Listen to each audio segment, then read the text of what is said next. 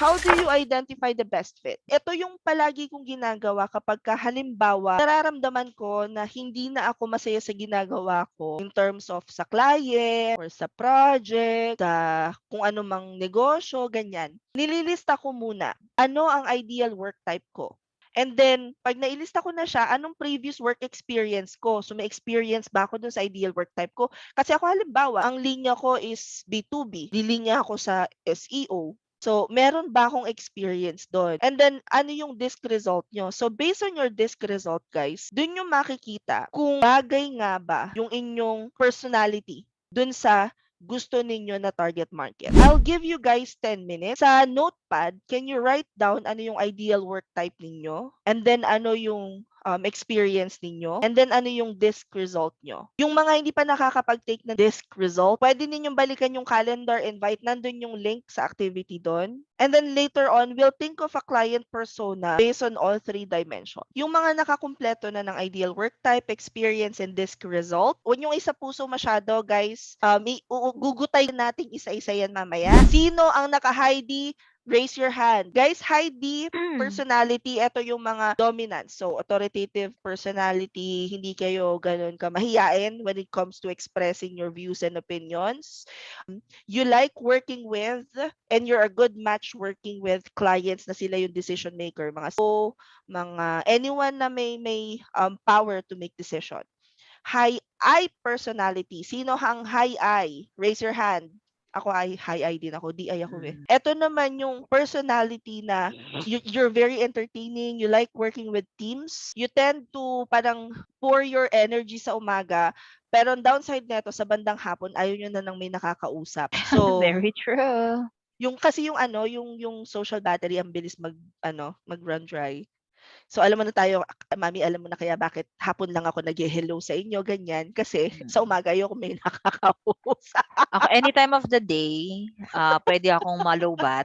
Yun, So, tsambahan kung, tambahan na lang kung kailan. oo, kung kailan ako active.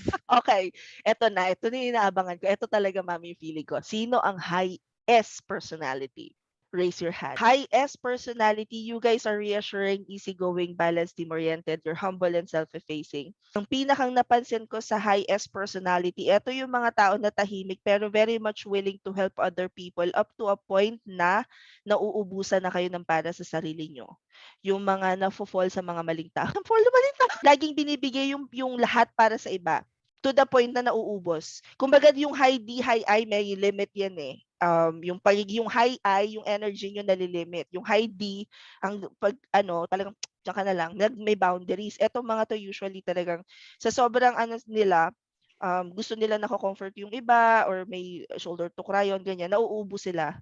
Nauubos talaga yung nila, yung powers nila kumbaga. Nahihigop nung iba, ng mga high D at high I. Charot.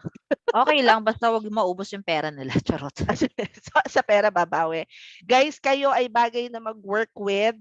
Kung hindi man credit repair, ang bagay sa inyo na mga na marketer niche ay working with coaches, therapists, doctors, ano pa ba? Yung mga field na tumutulong sa iba. Ganon. Pwede rin ang credit repair. Tutulungan nyo silang maayos yung credit nila. Actually, perfect yan sila sa credit repair kasi more on explanation and kasi since willing to sila help, so i-check nila maigi yung credit ni client para alam mo na, sir, ganito po gagawin mo ha, ganito para mag-improve ang iyong Hahawakan nila credit yung score. hahawakan yung kamay so sa CSR side sila. That is true. Kasi eto na, sino ang high C personality? High C. Eto mami ang kailangan ng etong mga high C personality. Eto yung feeling kong bagay na bagay sa disputes. Kasi sila ay reserve, composed, systematic, independent, apathetic, realistic. And at pinakang napansin ko sa high C, very familiar ako sa personality type na to, guys. Kasi ang high D, high I, they have a solution for every problem. Ang high C, eto yung may problem for every solution. And bago kayo magreklamo, I don't think that's a bad trait. Kasi kayo yung halimbawa, may solusyon na. Kailangan, so paano pag hindi nag-work tong problem na to? Anong next step natin? Ganyan. Yung bago kayo kumilos, bago kayo umaksyon, meron na kayong hanggang letter Z ang inyong plano. Ganon sila ka-systematic. So, familiar ako dito kasi ako ng DALE, kasi high D personality ako. Yung asawa ko talaga, paano yung ano, nung magfi-freelancer ako, paano yung mga bills, ganyan, Parang mami. si Proy, mami. Alam mo na kung bakit tayo ang inasawa nila. Kaya pala. Gano'n. So, yun, yung high S, high C, bagay na bagay kayo kasi yung industry na pag-aaralan ninyo, naaayon sa inyong personality type. But it doesn't necessarily mean na hindi na kayo pwedeng mag-adjust. Again, you just have to ask yourself, kayo ba ay may will or skill issue? Will issue kasi, mararamdaman nyo yan. And then eventually, you'd have to decide if this is the market or the niche for you. If not, then venture out. That's why you continuously learn and earn.